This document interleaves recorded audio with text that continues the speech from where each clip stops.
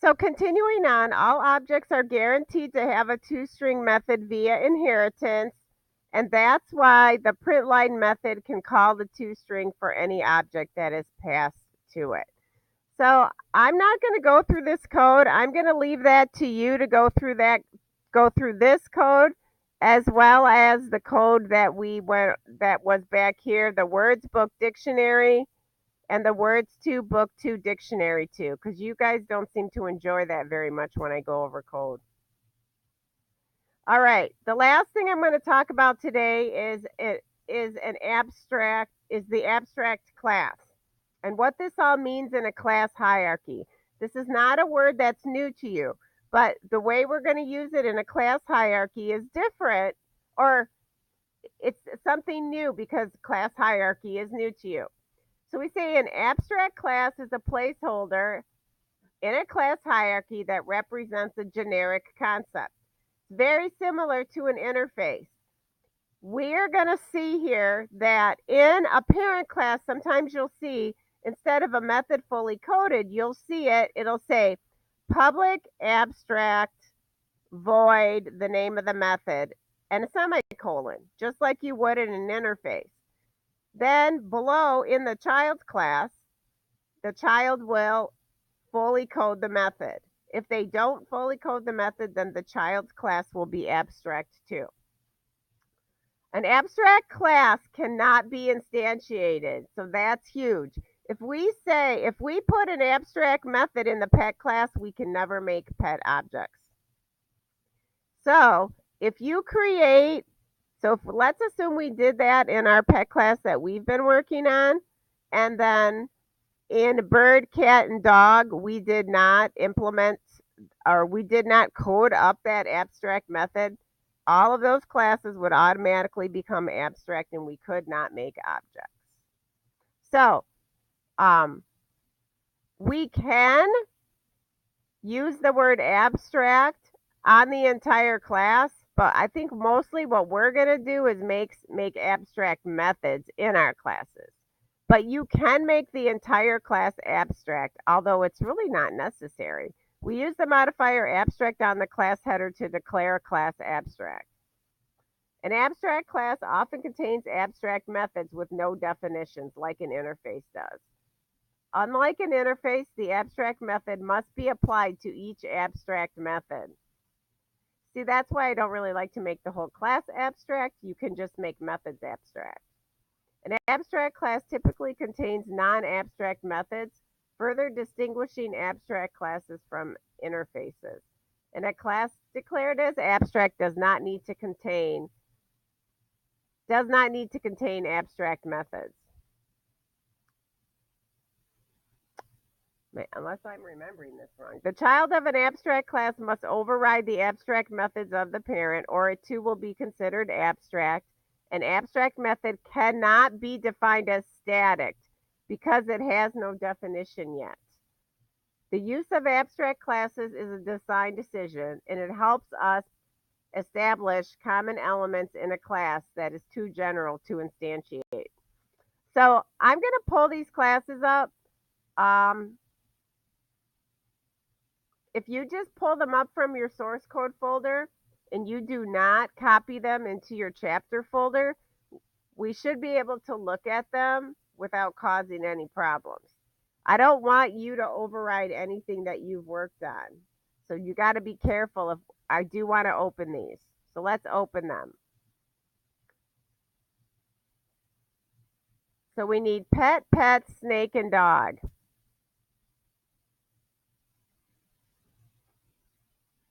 You can either leave them in here and leave them in your source code folder. That's what I would recommend.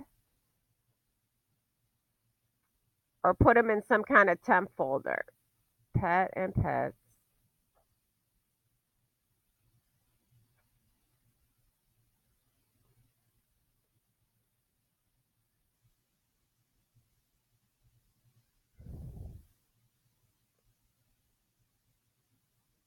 What?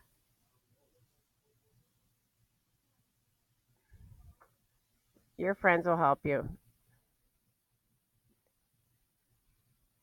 I don't want to interrupt your conversations back there or anything.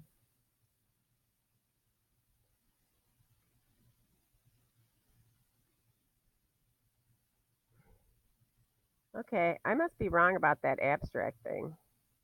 Oh well, I don't remember it that way. I'll take the book's word for it. All right. So starting with pet, make sure this is all compiled. Go pet, then you should be able to go snake and dog, and then pets is the driver. So we're going to nose around pet to begin. So we have public abstract class pet. We have a piece of instance data, the name of the pet. We have a constructor. So that all looks pretty normal.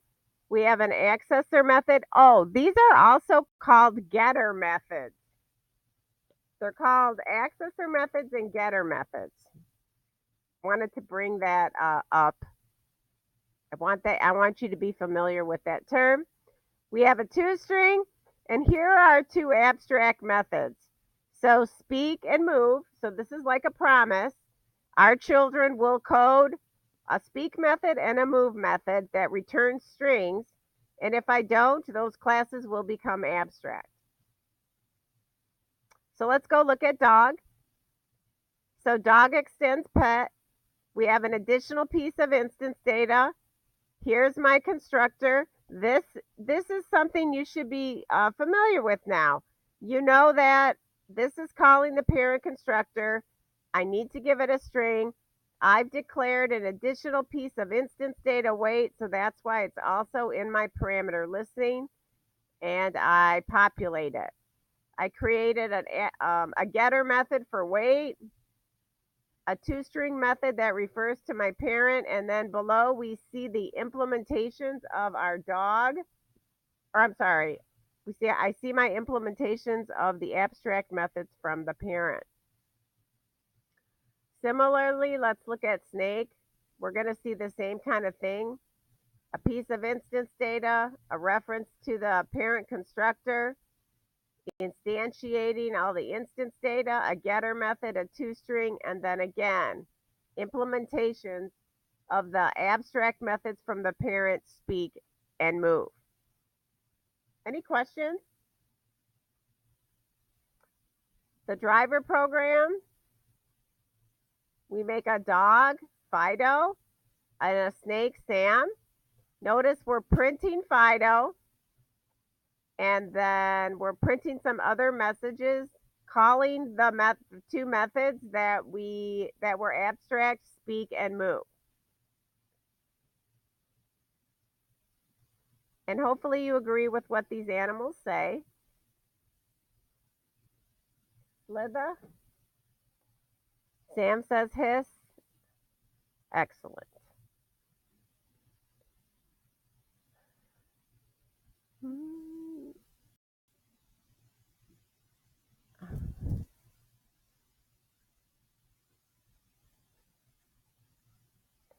Okay, one more slide and then we'll call it a day for now.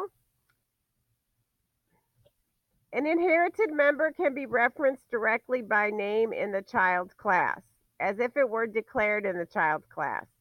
But even if a method or variable is not inherited by a child, it can still be accessed indirectly through parent methods that are public.